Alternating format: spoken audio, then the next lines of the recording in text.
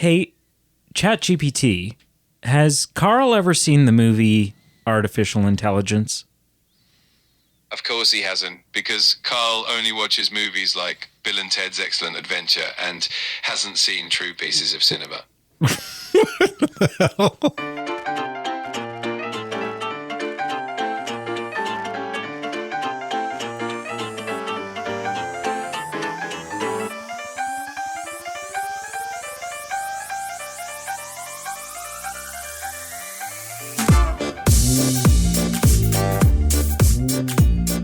Have you noticed lately that AI Hang on. is getting a real... You gave it that prompts. You had to have given it prompts prior to that to make it say that. Sense of attitude. We're into the episode, by the way. That was the whole... You were cut out entirely. I'm sure I was. From the beginning. Have you noticed AI's been getting real sassy? It never does what I want it to. No? But I think I just give it horrible prompts. Well, yeah, that's fair. I'll be like, can you make this for me? No, that's not what I want. I want this.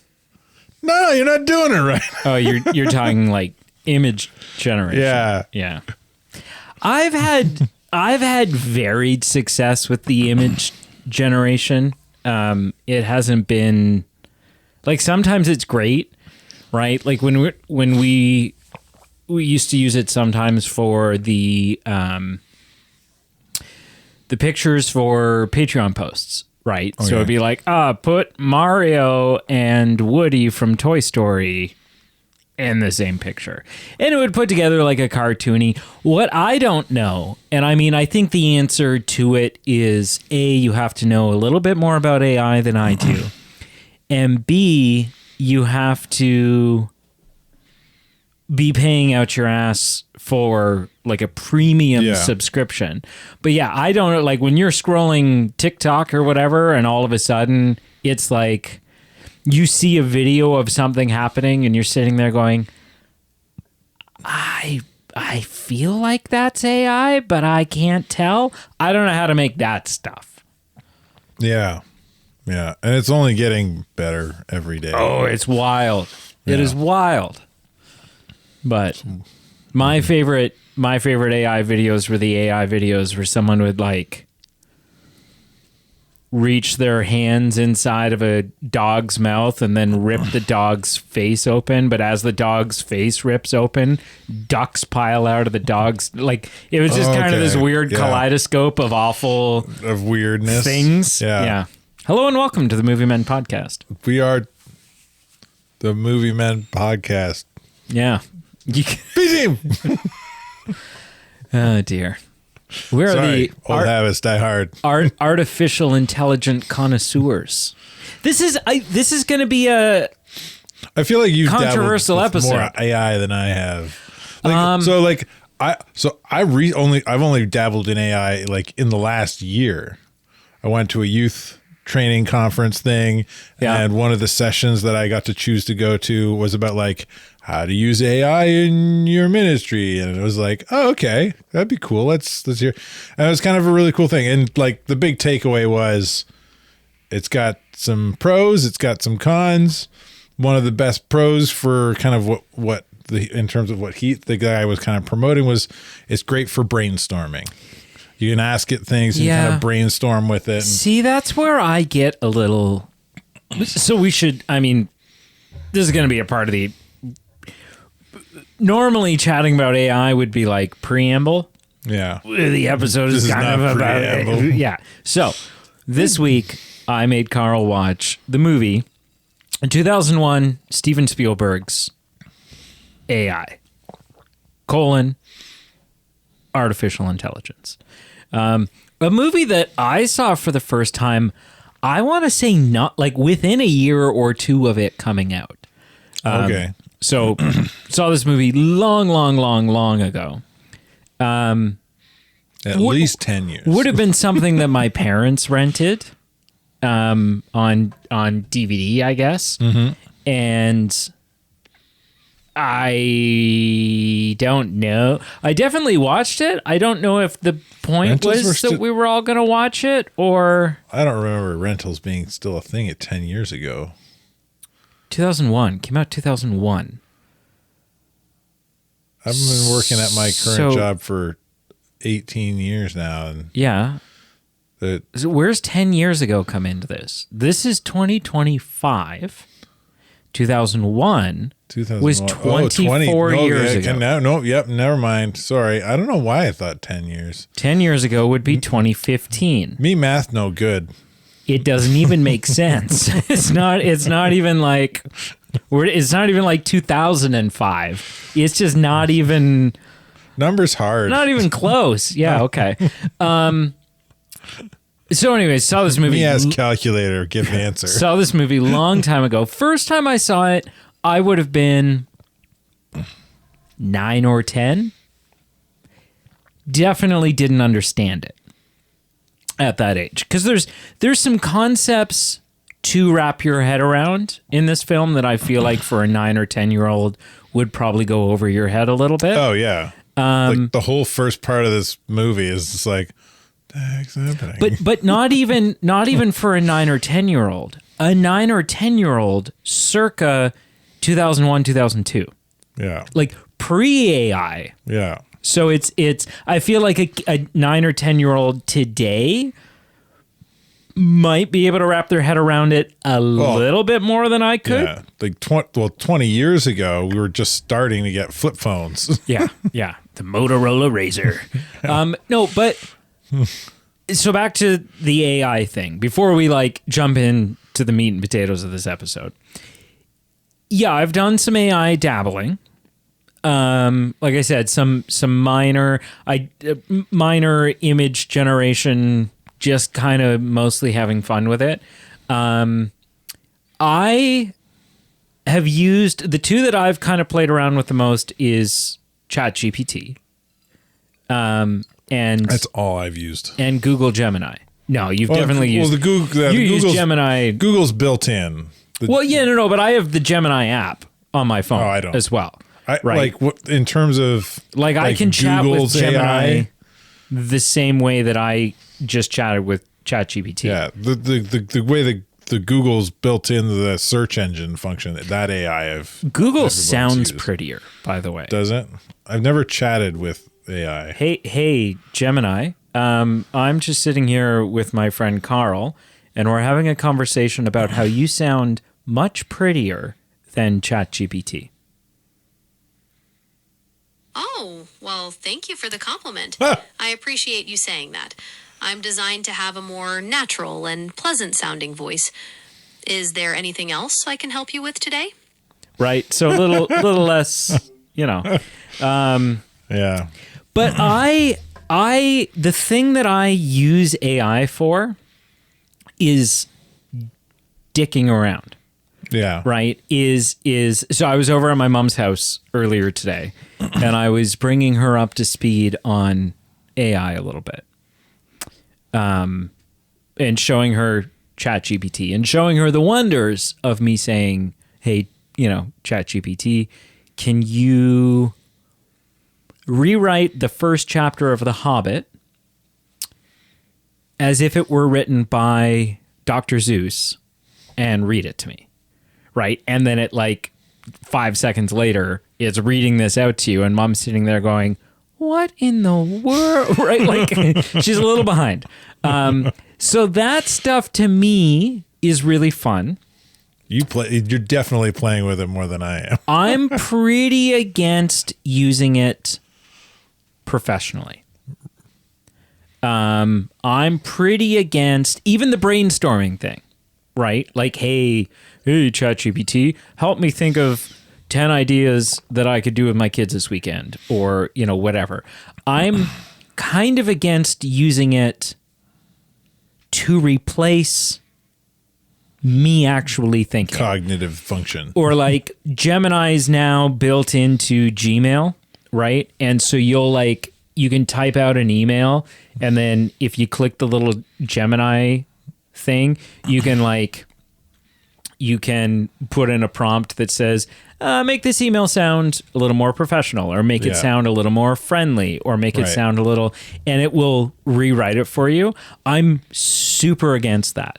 Just because, not because I'm some like, AI, but just like on a personal level, I want to keep exercising those muscles. Like writing professionally and writing in a wordy but still conversational kind of way, that's always been a strength of mine.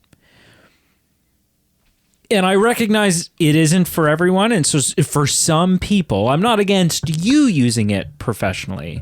I just don't do it because those are muscles I've built and I don't want to atrophy them. I don't even actually use it that way either. The most, because I've used it like 5 times in the last year since I took that breakout session, and they've all been like, crap, I'm trying to make this Excel sheet and I want the formula to do this.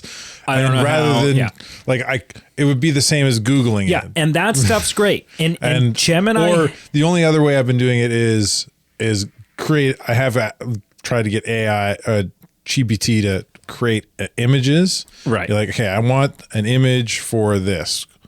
Go. So like my supervisor had a pop machine and we want to use our own logo and design on the front of the pop machine. So I was kind of tinkering with it to make a logo for the pop machine. Yeah, see, when it comes to that stuff, like I've got a pro Canva account and I would rather just do it myself. I've played with Canva and I wouldn't be able to do it on Canva. So let's because like the idea for like the pop machine, right? Like we wanted like pop bottles laying in ice and our logo somewhere on the bottle, and I could do that in Canva. I wouldn't be able to do it. Yeah, in no, Canva. 100%, and make like the bottle look real. Yeah, and that's fine. And like I said, for other people, I have nothing against them using it. Just for me, I'm like, I want to, as much as I can, I want to still do these tasks myself. Yeah.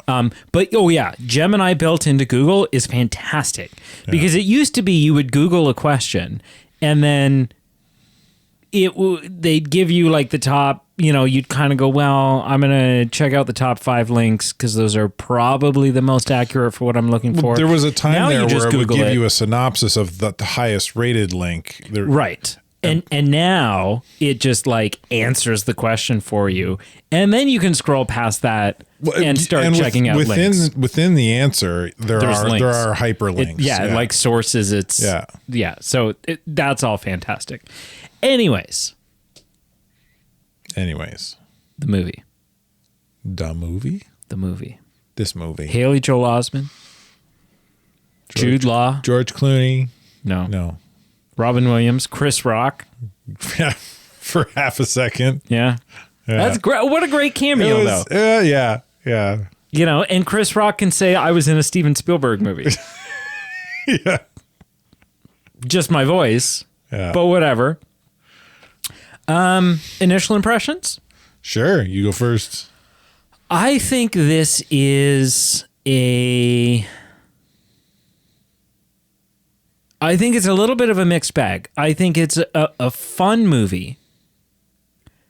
I think it's a collage of a movie in that it's very, not necessarily segmented, but there's clearly chapters. There's different, very defined sections of this movie. And just when you think the movie's done, you're like, oh, shit, aliens. Yeah. And so, but I don't necessarily think that's a bad thing. It's just a thing. I think it's interesting to see a film that was released in 2001, which means made in like 2000, probably written in like 1998, 1999. To see that projection of what they think AI will become. And Rubits. And the world, what the world will become. right? Like the film starts out and it's like, by the way, the polar ice in the future, the polar ice caps melted and New York's underwater. Jump forward 25 years and New York is like building big ass friggin' retaining walls because they're like, otherwise our city is going to be underwater someday. So that's kind of interesting to see what they got right. And some of it is still, it's not like Back to the Future Part 2 where you're like, well, 2015 came and passed and I don't have self-lacing shoes. Or Jaws 18, 19, whatever it is.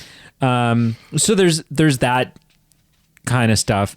But yeah, no, I think this is a fun movie. I think it's an interesting movie. I think it's a thought-provoking movie. There's definitely some thought-provoking questions that I want to ask you. It's long. Yeah. And I don't think this film is for everyone. I don't necessarily, for what it is, I don't necessarily think it's too long, but it is long. Yeah. That's my initial impression. What say you? Oh, yes. Me. My thoughts. I mean, you're an adult. You can just... I thought that was the thing where we always times- expected the other person to ask. Yeah, but you know what? I was also supposed to start this episode by asking you a question, and I just went straight to AI. That was nice, right? That was a nice touch. AI's it's the takeover. Sure. Yeah. Yeah, your pre-crafted AI. I could probably do. Hang on. I'm so curious. Not that this is actually, but like if there's some night in the middle of the winter where we're all snowed in, I'm just curious if I could do an episode without AI? you. What do you think of AI, the movie? So I'd like to sit and review the film Artificial Intelligence with you for the Movie Men podcast. That sounds like a fun idea. Artificial intelligence definitely has some intriguing themes and visuals to dive into. Let me know what angles or aspects you'd like to focus on, and we can definitely break it down. Well, we typically start our reviews on this show by giving a brief initial impression, maybe 30 seconds or so. So what is your initial impression of the film Artificial Intelligence? Getting AI to give an initial impression of AI. I love the irony there. But yeah, artificial intelligence definitely stands out with its blend of sci-fi and emotional story. Oh, like it's a little sensitive to Talking about AI. Well, no, you laughing would have like cut it off a little bit because it's like it doesn't want to interrupt, or it's like constantly, right. yeah, but whatever. So go ahead. Like, regardless, you're replaceable. Just so you know. Oh yeah, definitely. I am not an anchor or linchpin. I am I'm backpedaling on my don't like to use it professionally thing so hard. Yeah, you'll save the podcast loads of money by replacing me with AI. We are the AI team. My initial impression.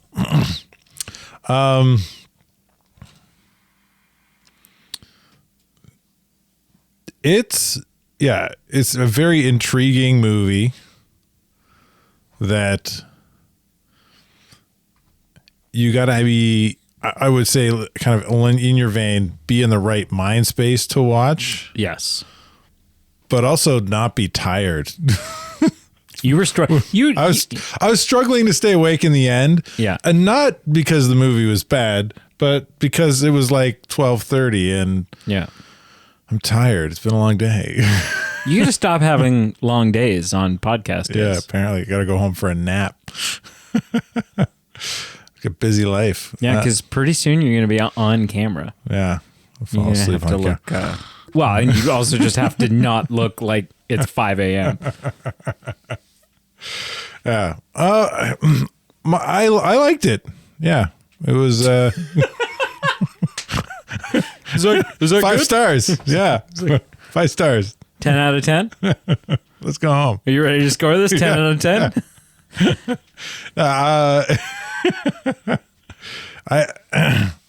I did find a few things a little kind of, I guess maybe kind of perplexing in the universe that was crafted, but Okay. Overall it was great. So I'm excited to talk about those. I do have a question for you first, though. Yeah. And it's a See if I question. remember them. It's a question that, well, do you remember them? Like, will I make you forget by No, I like jumping into this? No, I just remember watching the movies, and there was a few moments where I was just like, "What?" And honestly, I'm tired. So I'm having trouble. It's one of those things where I think I need to start bringing a notepad. Unbelievable. You're so old. So my question, because it's a question I started thinking about during the film, and I have an answer to it. I'm gonna put a hypothetical to you, and I need you to, because I know what your gut reaction, I know what your gut answer is going to be, but I need you to really, like, as best you can, get into this outside of the box thinking world. So let's say you're 50 years old. Getting there. I was gonna put something that was like way far off. I was gonna be like, let's say you're 45, and then I'm like 4 years from now. Yeah. No. So, but whatever, right? Let's say you're 55. Okay. A little further out. And you are, again, hypotheticals. No, let's not take any offense here. You are, by some mechanism, no longer married. Right? Okay. Either your wife has passed or she's come to her senses. Probably the latter. Either or. And we live in a world, the world of the film.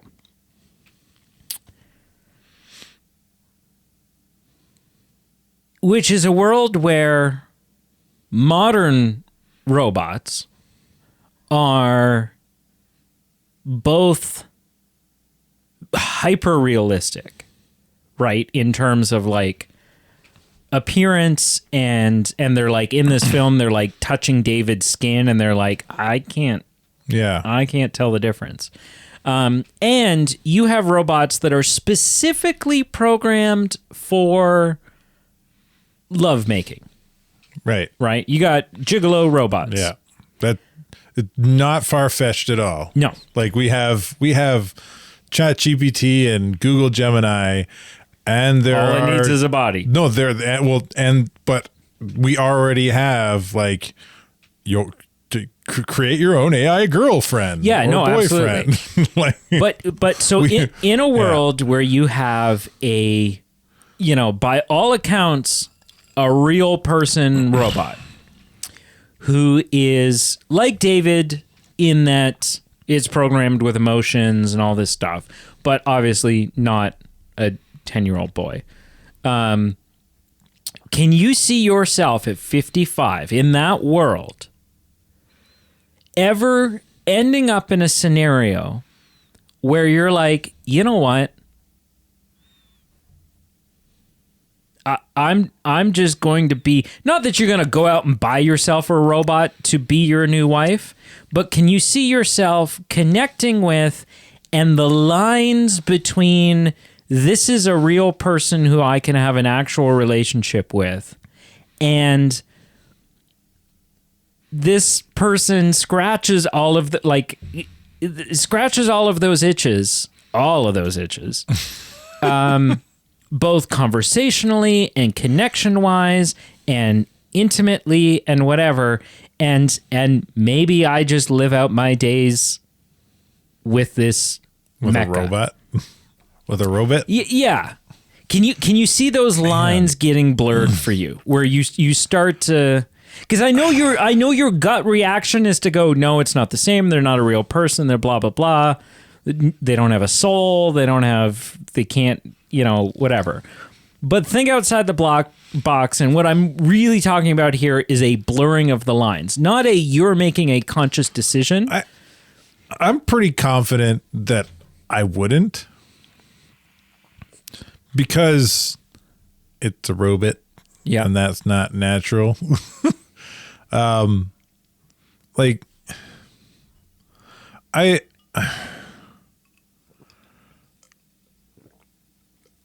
Like in the movie, we have the scene where, what do they call it? With the circusy part. The flesh fair. The flesh fair, yes. Which also sounds like a sex weird convention. name when they're really just torturing robots. Yeah. But sounds like a sex convention. Yeah. We're going to the flesh fair this weekend. Like, I don't think I would ever. Yeah, I wouldn't mistreat a robot. Like even now, like I don't want to. When I get mad at my video game, I don't throw the controller or anything. Right? Not anymore. I never have. Never, not once. You've never thrown a controller. Never thrown a controller. Okay. No, I have more self-control than just self-respect for that. And also, it's a expensive piece of equipment that's fragile, and it it didn't do anything. Yeah. So I don't think I'd ever mistreat a robot. I think it would when you get to the point though where we've got like a David style robot that thinks and feels and blurs those lines even more. But again, there's an adult woman and not a 10-year-old boy. But we're at that point. Right? In the movie, there's still a very drastic difference between David and every other robot. Yes. Like you're getting to the point where like it kind of starts making sense to have sort of protections against torturing robots at a flesh fair. Yeah. So my answer to it is, if there is, with the complexity of someone like David, if there is an adult female mecha and I'm seeking companionship and at an age where my options are, it kind of feels like maybe that ship has sailed for me. I'm not that I am too old to be out in the dating field, but I'm feeling that way, especially after maybe I'm going through a messy divorce, and that's screwing with my self-confidence and it's screwing with whatever. I'm also pretty confident that I wouldn't, but I think I probably would, right? In that, just like Monica in this film, the line quickly becomes blurred for her, and the boy, it's nice to have what feels like a kid again. And a literal artificial replacement. Yeah. But boy, this feels nice, and it seems real. I know it's not real, but it seems real. And how quickly that kind of muddies the waters for her. I can see that happening. I mean, we're living in a world, as you alluded to, we're living in a world right now where people are, I'm doing air quotes, having are in relationships with AI. Yeah. It's not a stretch to think, in fact, I don't think it's a stretch at all. I think it's a natural progression and fair assumption that if that AI was given a body that you could hug and hold and kiss and coitus with, that is what would happen. Oh, yeah. I think see, the weird thing with this that I think this film even doesn't, I think other films that deal with kind of AI, I think, do a better job of this than this one did. But David while he still seems to have,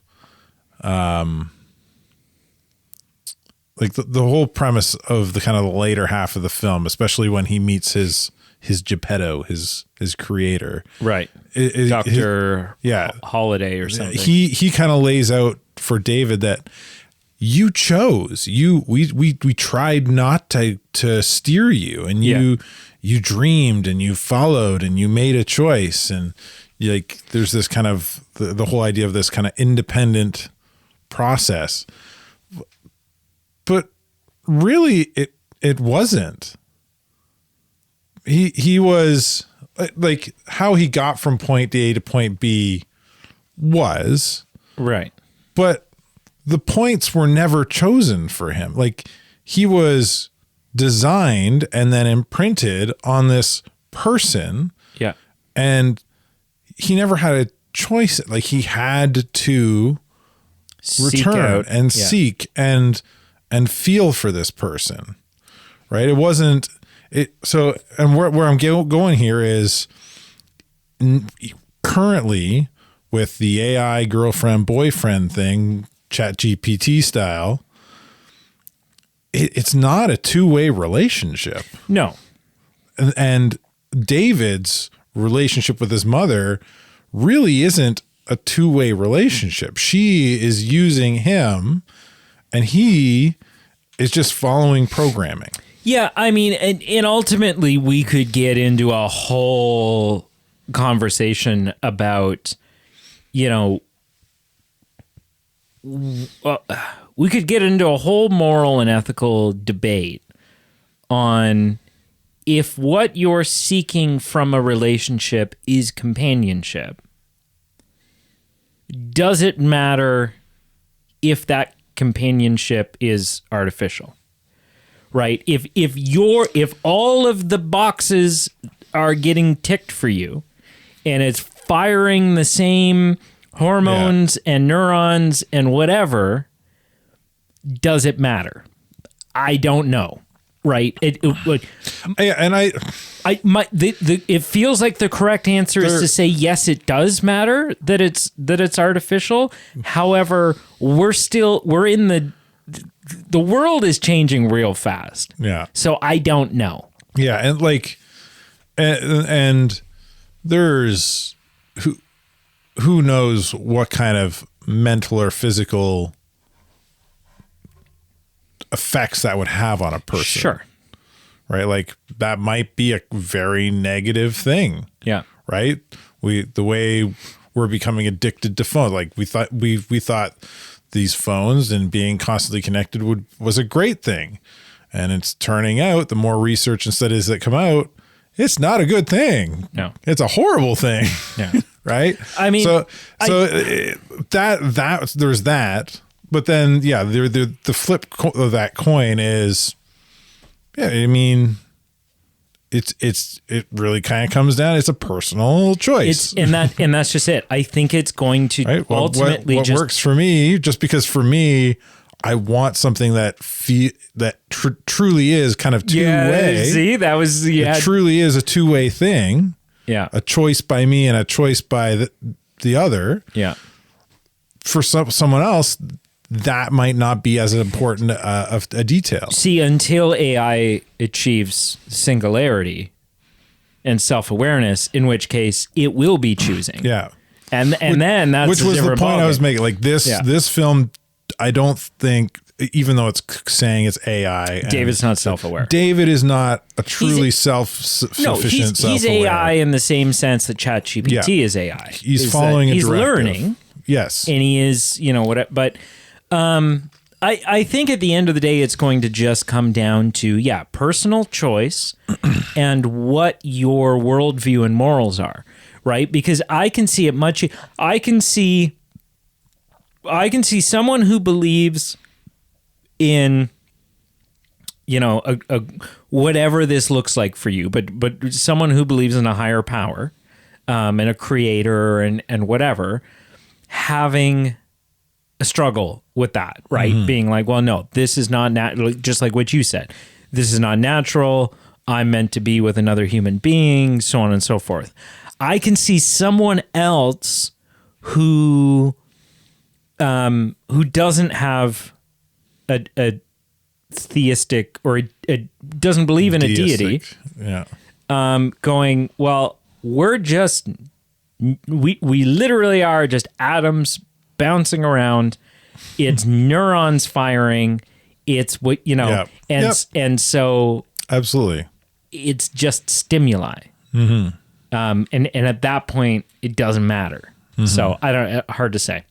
That's for theologians to decide. We've talked a lot about AI, but not a lot about AI, the film, the movie. Yeah. I think for 2001, they are dated, but my goodness, the effects in this hold up. Yeah, there's not many that kind of pop out and go, oh. They're pretty groundbreaking for when. Obvious. I mean, the aliens are a little hokey. Mm-hmm. The aliens would be like the biggest ones, but a few of the robots are kind of like, and a few, but for the most part, because it seemed like they were using mostly practical effects. Yeah. For the robots. But well, yes and no. I mean, there's a lot of like in the beginning when the girl's face opens up. So yeah, it was. And that looks there's great. A bit of practical. There's a bit of digital, and there's a bit of cross section. Yeah, where like the nanny bot. Yeah, right. Like that's an actual actress. Yeah, that's her actual face. She's probably got some kind of green screen hood on to make the back of her head see through. Yeah. There's also a lot of, like, in terms of effects, there's a lot of great attention to detail. None of the mechas in this film, including the most advanced one, David, ever blink once. Mm-hmm. That's cool. Yeah. And I imagine resulted in a lot of outtakes. Resulted in a lot of, no, okay, you gotta do it again. Do it again. You can't blink. Yeah. So that's cool. When Monica is in the forest abandoning David, it's cold in that forest. You can see Monica's breath. You cannot see David's. Mm-hmm. That's cool. That is a tiny little attention to detail that sells the world, sells that David is a machine. And not only does that sell that David's a machine, back when we did Secondhand Lions, I posed a question, which was, is Haley Joel Osment a machine? A good actor? Or was he just a good kid actor? Right. I mean, yes, he's still a kid actor in this. But to me, he sells a certain degree of unnaturalness to him in this, right? Just his movements and his mannerisms and his he sells. I'm a machine. Mm-hmm. What are your thoughts on that? Yeah, I think. How does it make you feel? Yeah, how does it make me feel, or what are my thoughts on Haley Joel Osment as a robot? So tell me about your childhood. Welcome back to the therapy hour. All right. A lot of dead animals. So you have an older and a younger brother. Yeah. Yeah. Yeah. What was that like, being the middle child? Stuck in the middle and everything. Yeah. Yeah. It's true. It's true. Yeah. Huh. So Haley Joel Osment. In fact, next year I'm getting married, and in the lineup of men, if you include me, you'll be in the middle again. Right in the middle. Oh, goody. Yeah, right in the middle. Yeah. Standing to either side will be your older and younger brother. Just to rub it in. Just for posterity. Yeah. Yeah. Sorry, go ahead.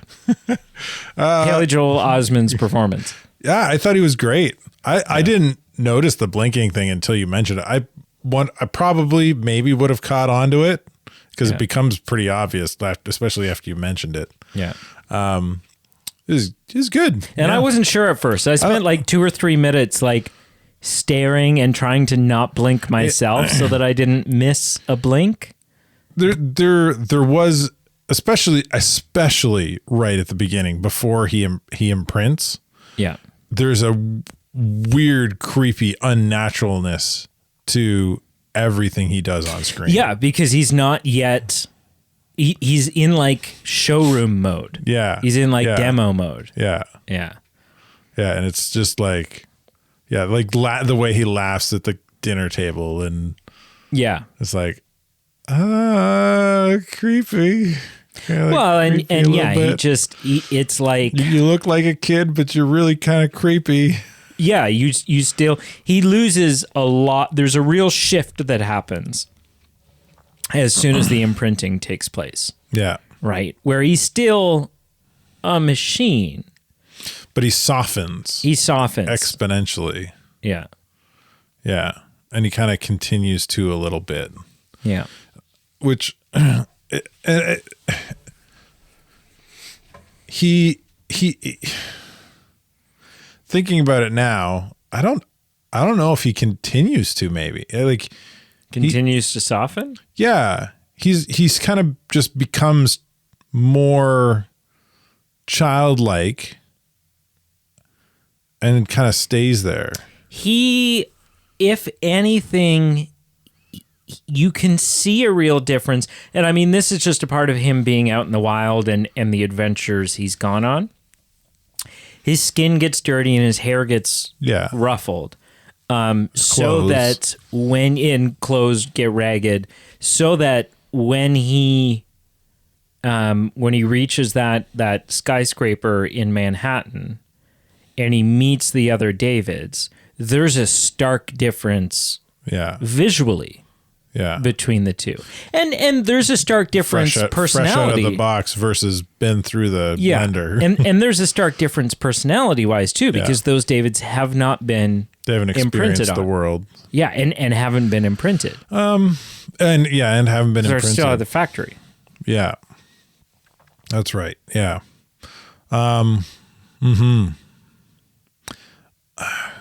Yeah, I don't think because he, like, the way he acts in the pool scene where he's like, protect me. He kind of does the same thing with Joe. Yeah.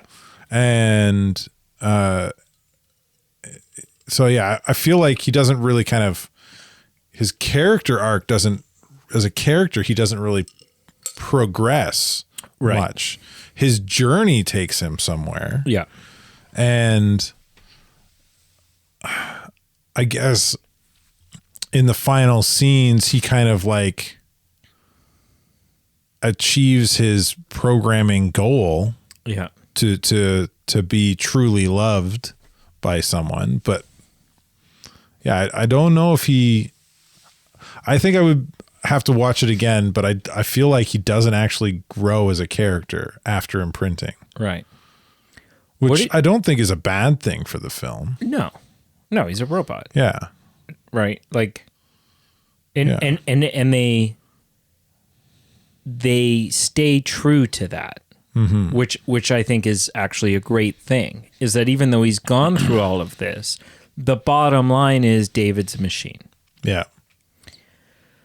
Yeah. What do you think the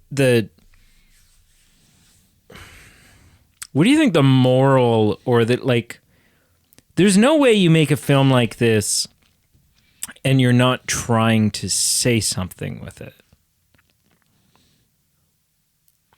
But I can't put my finger on what that is. Yeah, like, so it makes me think about a lot of little independent things. But what is so I kind of get where you're going with the question. And my answer to that would be, I think the intent of this story is to retell another story in its own way and with a bit of a spin. Pinocchio, yeah. So I kind of caught on to this pretty quickly. And they don't try and hide it, I don't think. I mean, there's quite a few differences. There is. Well, he's a robot and not a wooden toy. and the existence of Martin, the brother, Yeah. and the fact that he doesn't become a real boy. So, but here's like early on when they're visiting Martin in the cryo freezer, there's all kinds of like imagery on the wall.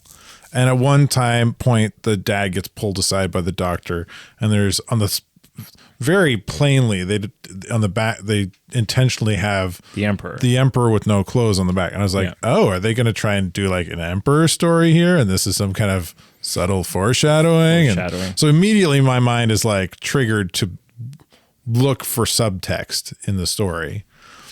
And then she starts reading.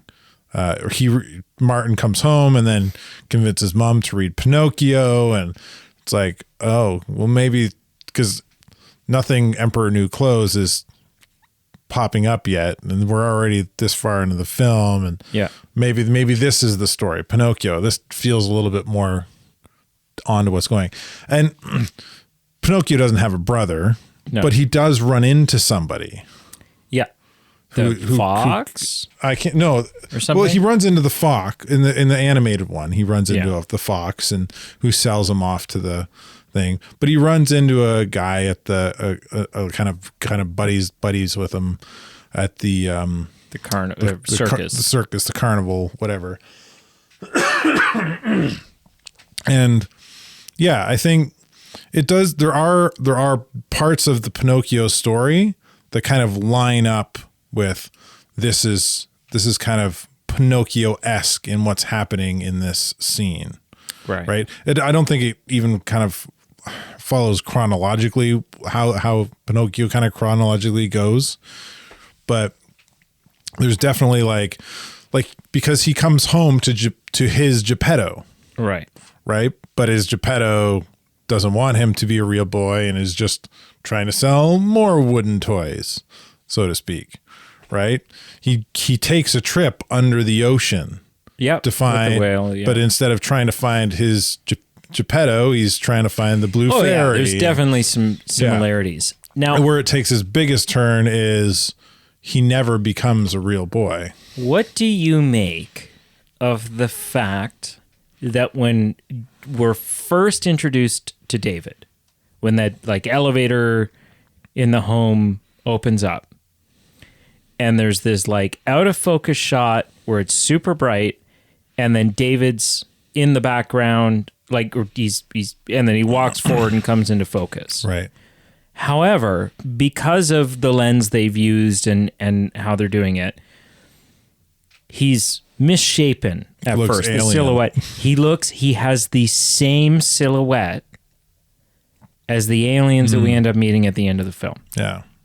I didn't pick up on it until you just mentioned it. There's got to be something there. Yeah. That's a weird coincidence otherwise. Yeah, clever foreshadowing. Or are they trying to draw a parallel, right, with David being alien to us or to people, to the family, to the mom? Yeah. There's got to be something clever there. Storytelling. Yeah. There's in terms of clever storytelling, I mean, what's great about this film, the film doesn't at the start give us this is the year this is taking place. It's clearly well into the future from 2001 when the film comes out. Now, whether that's meant to be 25 years in the future and we're there now and it's not accurate, or if it's 100 years in the future.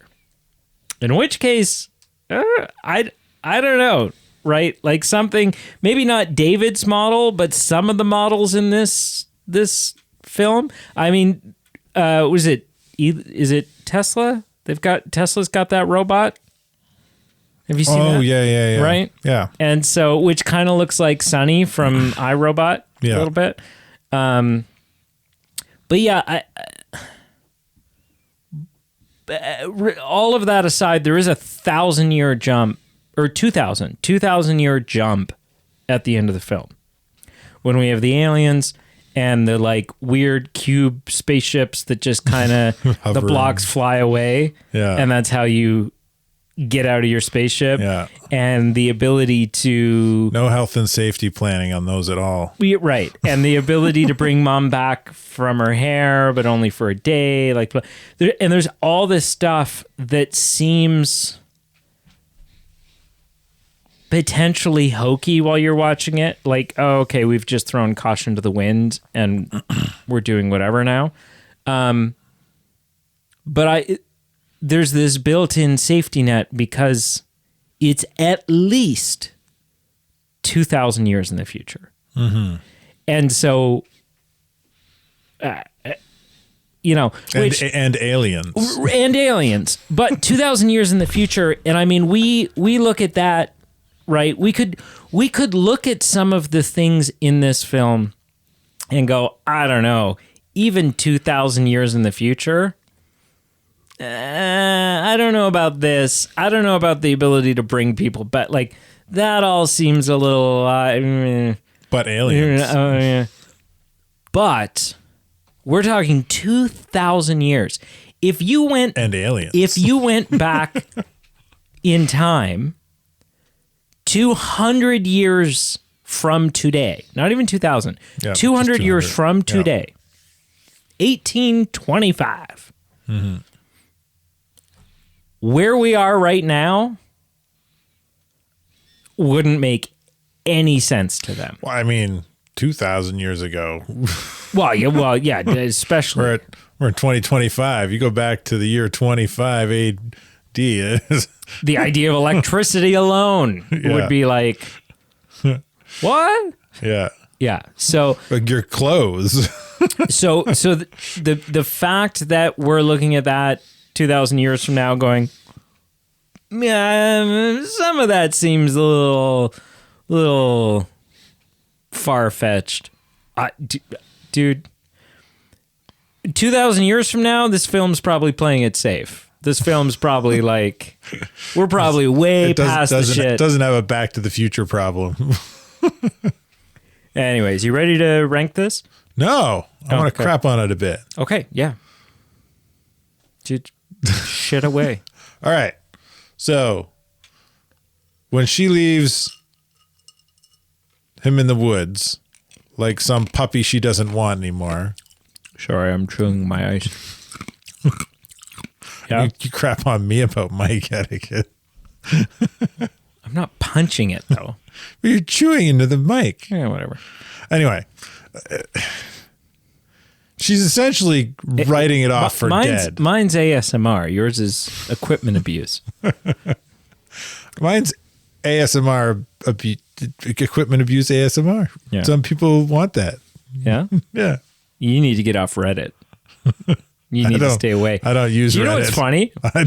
You've been on Reddit. I've been to Reddit, but I avoid it. What's great about, I looked up something on Reddit the other day. I always go to Reddit if I'm having like tech issues, right? Because someone, or like an issue with a software, something's buggy, right? Because someone on Reddit's had the same problem I've had, assuredly, and has a fix. If you just Google Reddit, you know how like on the Google results, some websites will have a tagline? Okay. Reddit's is Reddit, the heart of the internet. And I'm like, yeah, kind of. It's gross, but yeah, kind of. Yeah. Sorry. Anyways, I don't use Reddit. Left 4 Dead in the Woods. Yeah, like she might as well have just taken him to the back to the where she got it from. Why? Take it back to the store. Then he's assuredly destroyed. But she's pretty much destroying him anyway. She doesn't know. She'd never see it again. Yeah, but she's essentially letting it die. But he didn't. He didn't. She doesn't know that though. Well, no, but she knows. She warns him about flesh fairs, so she knows that there's a whole ecosystem out there of stray robots. Right. Sure. right? And that they're somewhere out there managing.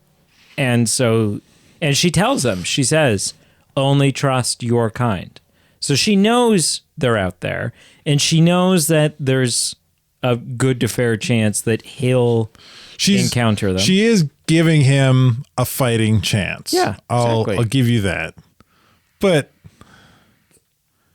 man, like, if you're having that hard of a time, like, I don't know. It felt weird.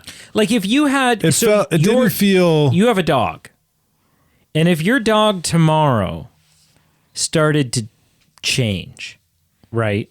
Just ended up like Old Yeller change. Old Yeller. I've never seen it. What? I know the like I know the whole. This is my dog. I'll do it. He gets rabies. He's got to shoot it. Well, there's no point showing it to me now.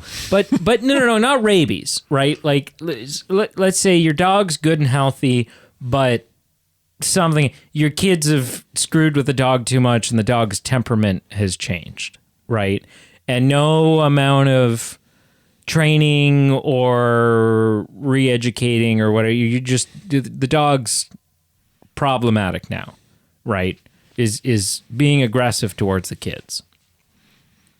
And you've shopped around, you're trying to get rid of the dog, rehome the dog. No one will take it. And there's and for whatever reason, a pound or a shelter is just not an option. Your two options are have the dog destroyed or drive half an hour down the road, let it out on some farmland, and wish it the best. You're telling me I think that those two options are the same and that you would just have the dog destroyed. I think your parallel is extremely flawed, because if the dog's temperamental and prone to hurt something or someone. Which is what they believed was happening. This happens after David pulls Martin into the pool, after David's got scissors up against her eye in the bed. That's why they're getting rid of it, because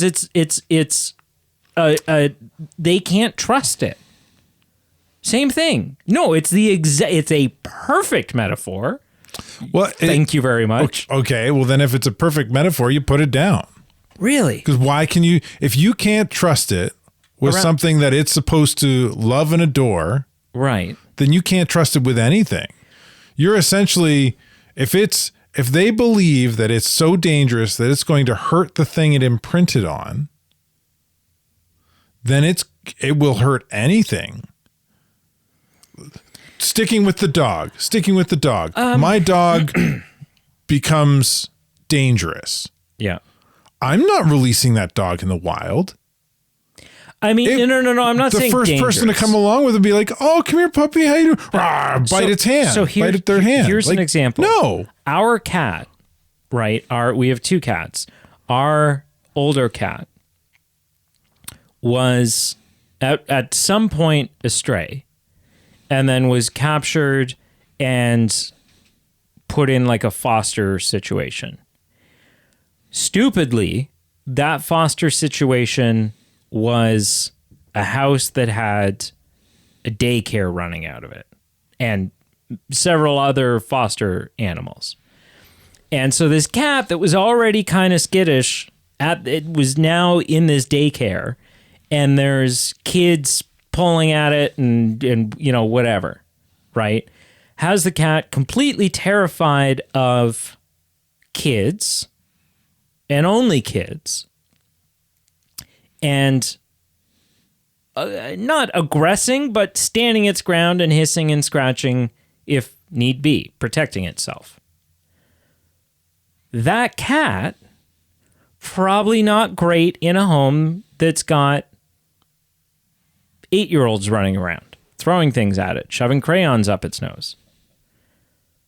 That cat in a household that doesn't have children, perfectly fine, sweet, wonderful, sit on your lap during a movie cat.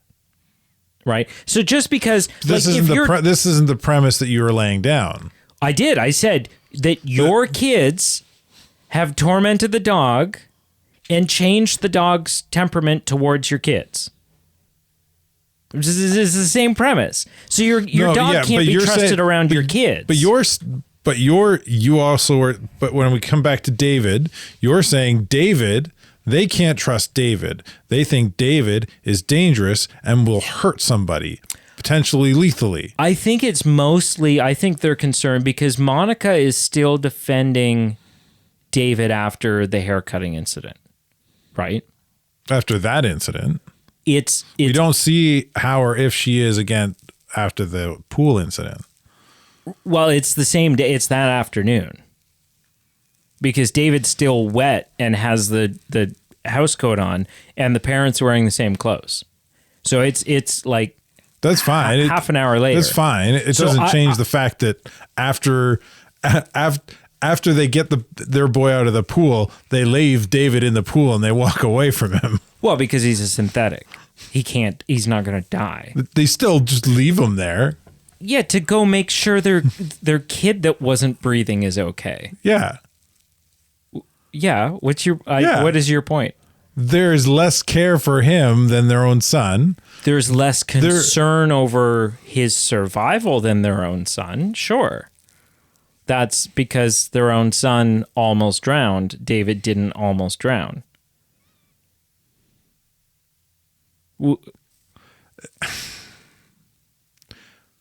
Point, sure. but it still doesn't change your initial argument that they saw him as dangerous. I think they saw him as a threat to Martin because that was the conversation that they had already talked about. Like, well, they're just kind of, but it's normal for there to be a little bit of competition and blah, blah, blah. I don't know that it had so much to do because if the concern was that David was going to kill Monica, Henry doesn't have Monica drive David out into the woods by herself and do the drop off. They know that David's programmed to love Monica and will not harm Monica. It's Martin they're worried about. It's that competition because David is imprinted on Monica and now there's this real son that's there. I don't buy that because of the hair cutting. She gets hurt by the hair cutting and that becomes a point of contention that he can also hurt her. Does she actually get hurt? That's his whole point. She gets the cut. Does she though? She's got no cut in the next scene. Well, they talk about it. She says she wants everything's. I don't think she actually. I think that's an overreaction on her part because it's a good minute of scene of like, stop it, you're shaking him, you're gonna stop it before she goes, oh my God, is my eye okay? I think my eye might be cut. No, you'd know if you had just taken scissors to the eye, then well. Whether she's cut, whether she was or not, the main point is they thought he was dangerous to her as well. Henry might have, but Monica didn't because Monica was still defending. As they're setting up for the birthday party, they're fighting about it. Yeah, and she's saying he's fine. So what if he thinks she's if the dad Henry, thinks that David's a threat to her? To your point, why would he let her drive him out?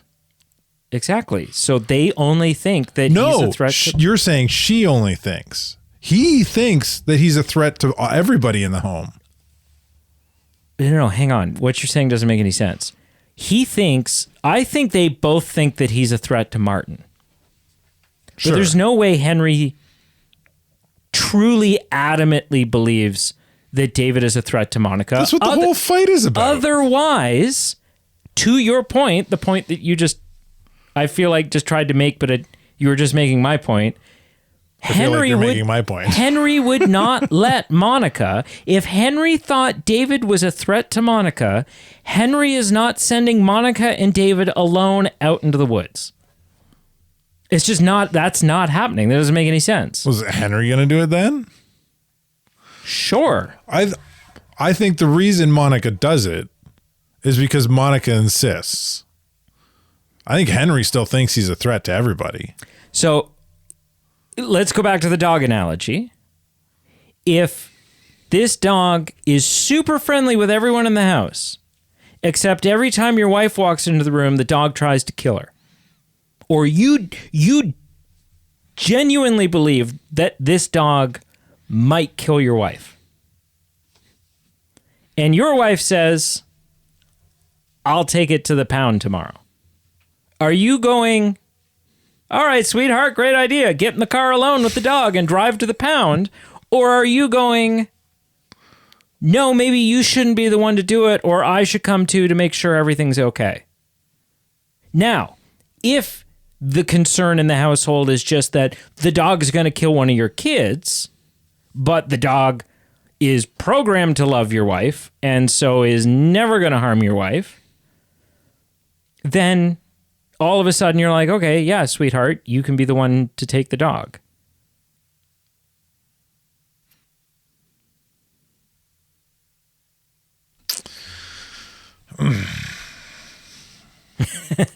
Anyway, I mean, this is semantics, and it's both. I think so. I feel like both our points have ground and merit to stand on. Yeah, I think taking your argument into consideration,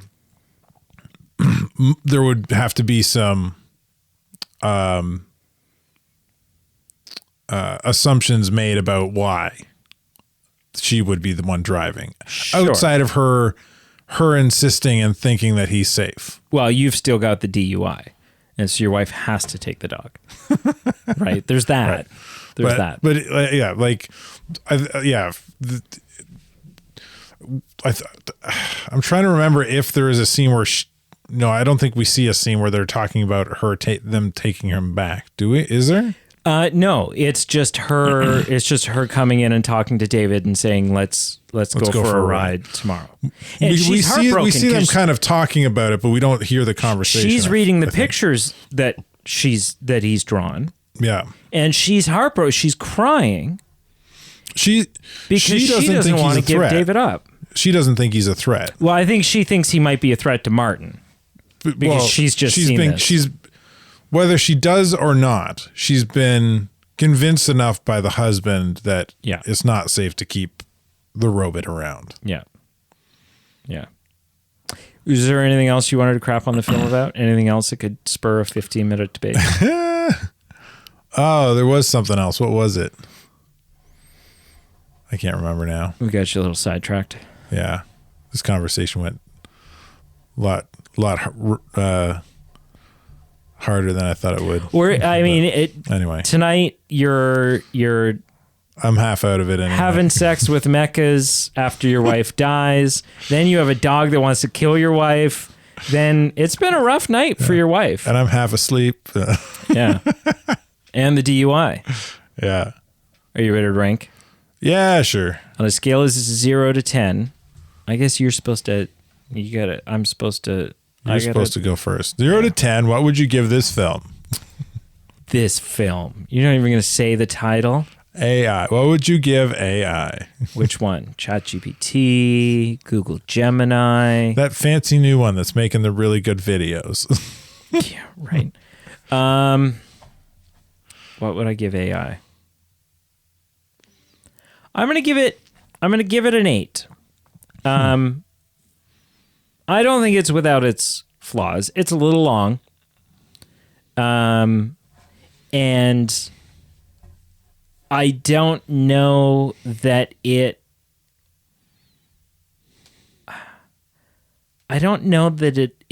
the story sometimes, or parts of it, if you look at it as a whole, can feel a little disjointed. Now, some of that goes away when you bring the Pinocchio parallel into it, and you're like, wow, they're just trying to hit some Pinocchio plot points along the way. They're just trying to play out some sort of Pinocchio-style adventure. The alien thing's pretty disjointed. I don't know. I actually liked that part. I like it. I just don't know that it's like the aliens are the blue fairy. Yep. And I think it's kind of a beautiful contrast to the story of Pinocchio because they can't make him a real boy. Yeah. But they can give him something that kind of like completes his primary. Anyways, this is my ranking algorithm. Yeah. I'm gonna give it an 8. Cool. 8. What say you, good sir? Yeah.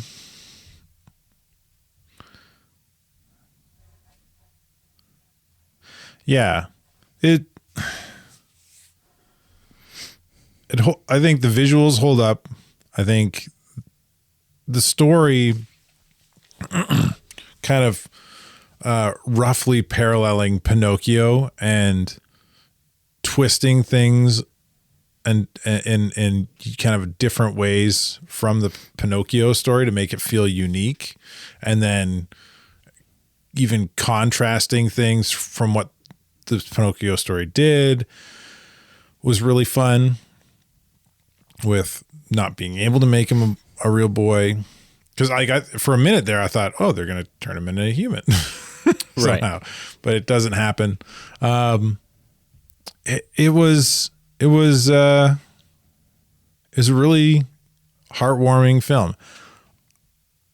It didn't tug on my heartstrings as much as I think it could have. Yep. There's a lot of potential for the premise. Yeah.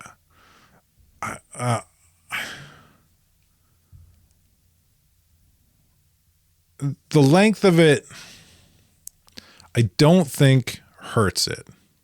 No. I think it's long. It makes the journey feel long, and that's a part of it. Yeah. I think the length is almost, I don't think intentional, but like it helps you feel kind of the weight of the journey. Well, yeah, it's like Lord of the Rings. Yeah. By the end, you're kind of like, oh, yeah, finally we're here. Let's yeah. Yeah. Maybe I guess that is kind of an intentional choice, potentially. Could be. By the director. Yeah. I'm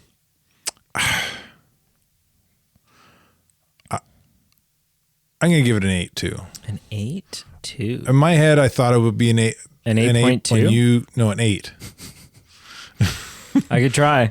You could try. Get that extra. Get that. 2 points. Just sneak it up there a little bit. Yep. Yeah. You said 8, and I was like, oh, I was thinking about an 8, and then talking through it, I'm like, is it less than? No, it's at least an 8. So. Yeah. All right. It's been a while since we've done this, so just real quickly here. So that brings my score for my movies up to an 8.1. It brings your score for my movies up to a 7.6.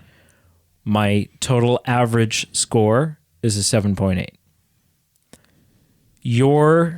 My score for your movies is a 6. Your score for your movies is a 7.1. Your average score is a 6.6. So you're 1.2 off. It's a close race still. It's neck and neck. We got many more films to go here. Mm-hmm. So yeah, we got, how many more? We got 2 to carry the 1. Right. 11 to we got the Christmas slog coming 15, up though, which will be we got 30 films left before this thing's determined. We got the next 4 films will be Christmassy in nature, which will be interesting because we were talking about that. It's like, what Christmas films haven't we watched?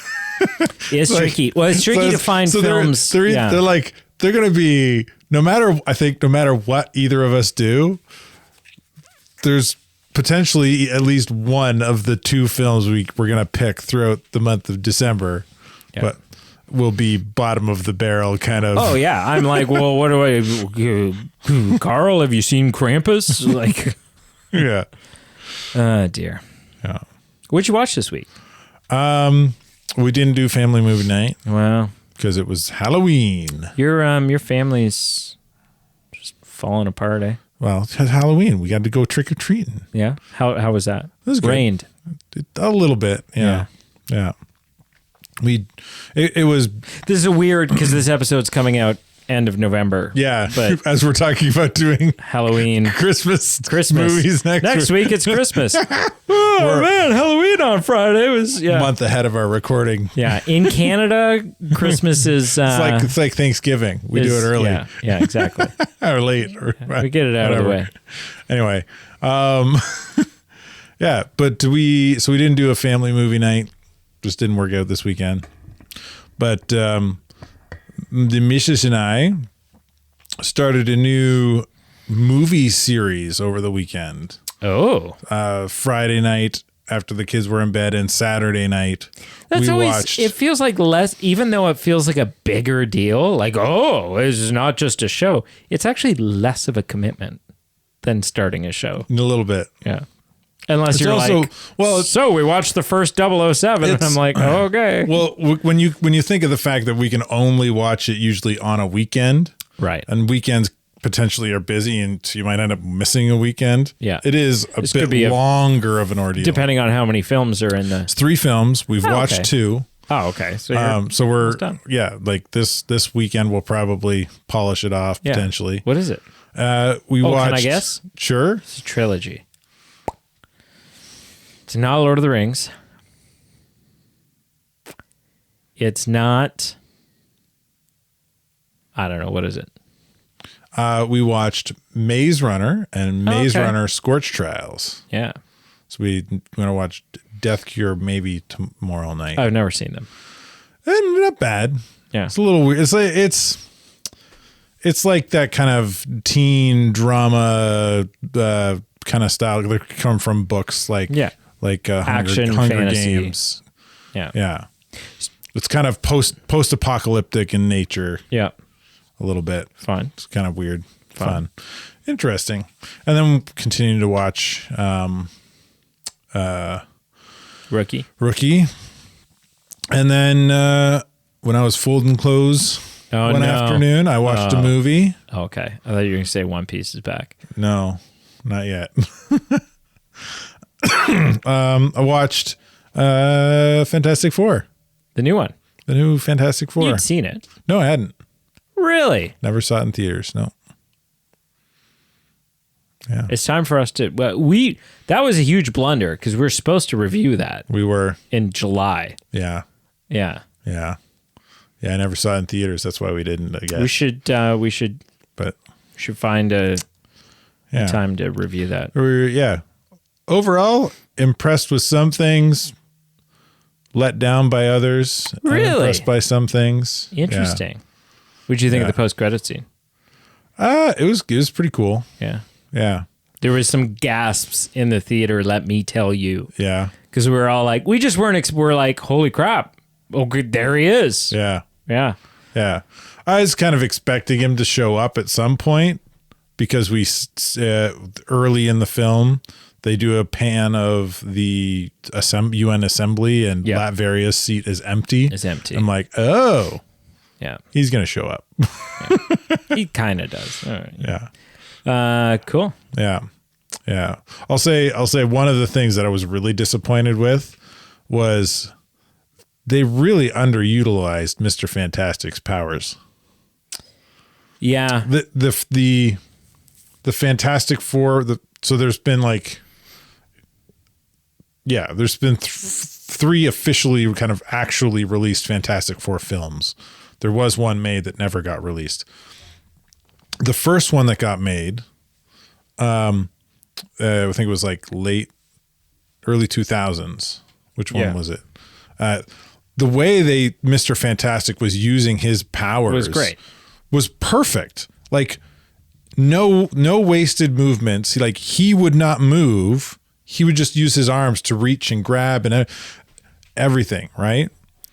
And early in the film, our Reed Richards like drops something on the ground, or he's got to like write something down at the bottom of the chalkboard, and he bends down to do it. I'm like, what are you doing?